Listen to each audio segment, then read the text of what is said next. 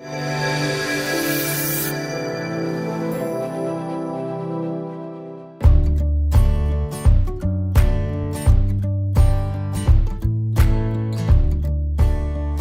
testing, I think, is a very important tool, but it has been underutilized. A lot of producers, they rely on neighbors' recommendation, fertilizer dealers' suggestions, not necessarily the management decisions is based on soil testing.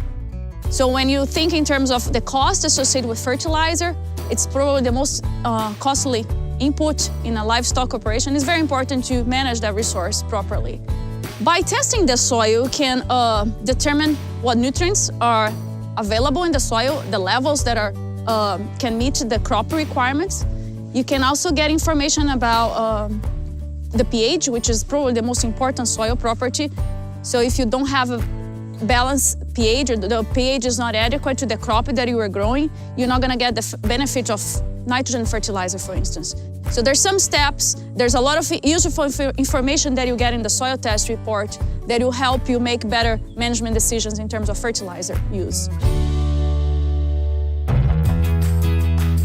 So in terms of the methods to collect a proper soil sample, it depends on the area that you have to cover. If you are a small operation, maybe a shovel will be all you need to collect a proper soil sample. However, if you have a large operation, like most of our producers in this area, they need some tools that will help speed up the process. So in addition to collect a representative number of samples, another important aspect that needs to be taken into consideration is the soil depth. So for instance, in Florida, we recommend the samples should be taken at between 4 and 6 inches. If you go deeper, what's gonna happen is some of the nutrients are gonna be diluted because most of the nutrients are concentrated in the top layers. Some states, they also recommend deep sampling just for nitrogen management. In that situation, you wanna collect the samples at that particular depth. So if you have a soil probe, it'll probably be easier to collect a consistent soil depth. If you have a shovel, that might be a little bit more difficult, but not impossible. We're here standing in this Jigs Bermuda grass hayfield, and I'm demonstrating how to collect a proper soil sample. And you'll most likely be doing this by yourself or with your extension agent. I have different tools here that I will be using to demonstrate. So for instance, this one is a soil auger.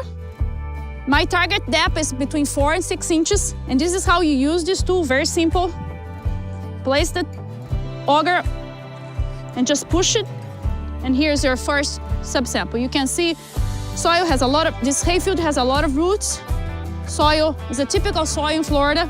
So you place a subsample in a clean bucket, and you repeat the same procedure in this hayfield at 15 or 20 locations.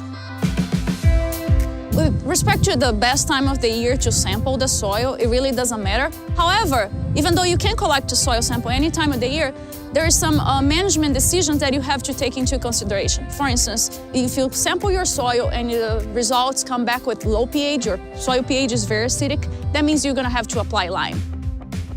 Realistically, the best time of the year to test the soil is in the fall. The reason for that is most of the liming materials require at least 3 to 6 months to react in the soil and bring the pH back to the recommended range. So it's important that you collect the samples and have an opportunity to apply the lime and the lime to react in the soil before you do your spring fertilization. Probably the most common mistake when producers collect soil samples, they don't collect enough samples to represent the field.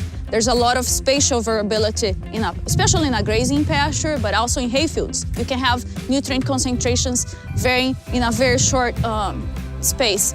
So it's important to collect multiple samples. We could recommend a minimum of 15 to 20 subsamples, and those subsamples are combined into a single composite sample, and that's the composite sample is what producers should submit to the lab. So in summary, we highly encourage producers to test the soil. If you haven't been doing, please do so, even though there might not be the ideal time of the year to do, but I think it's very important to learn about the soil properties, the pH, how the nutrient levels are in the soil, and based on that information, you can make better management decisions.